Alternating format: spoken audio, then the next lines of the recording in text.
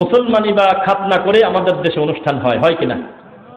আপনার যদি খারাপ লাগে তাহলে উত্তর দেবো না, ঠিক আছে কি? বলবো কথা, অনেক প্রশ্ন আছে। বাহ, এখন হাসতেছে সব মুরব্বীরা।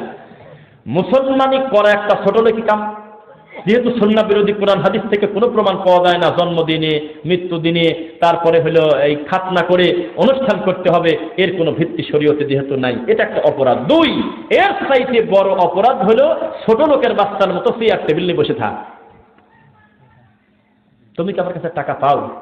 তুমি কি একটা মানুষ? তুমি আমার খুশিয়ার দাওয়াত দিলে, রফিকুল ইসলাম আপনি হলে আমার বাড়িতে বাদ জোহর অমুক টাইমে দাওয়াত খায় আসবেন, আমি তোমার বাড়িতে যাচ্ছি, ইসলাম আমাকে অনুমতি দিতে, আমি একটা চকলেটও তো নিতে পারি কি, আবার আমি 1 লাখ টাকাও নিয়ে যেতে পারি, কিন্তু তুমি টেবিল চেয়ার নিয়ে খাতা কলম নিয়ে তুমি বসার কিনা? তুমি সিরিয়াল নাম্বার কেন লিখলে, কিনা কি দিল এটা লিখলে কেন? তুমি কি একটা মানুষ? এটা হলো অসভ্য, এটা হলো ছোট লোকই, এর চাইতে বড় ভিক্ষুকার নাই। কোন ধরনের খবরদার এই সুন্নতি খাতনা অনুষ্ঠান, আপনারা তো দোষ আছে আপনাদের, আমি বললাম না আপনারা জাগ্রত হতে হবে, প্রতিবাদ করতে হবে। আপনারা মসজিদে কোনোদিন ইমামে বলাও শুনলাম না, দায়িত্বশীলরা বলেও না, কিছু কিছু জায়গা বলে যেই বাড়িতে বক্স বাজবে, যেই বাড়িতে অন ইসলামিক কার্যকলাপ হবে, যে বাড়িতে সুন্নাতে খাতনা করে গান বাজনা করে অনুষ্ঠান করবে, সেই বাড়িতে আমরা দাওয়াত খেতে দেবো না, বলতে পারেন না? বলা উচিত।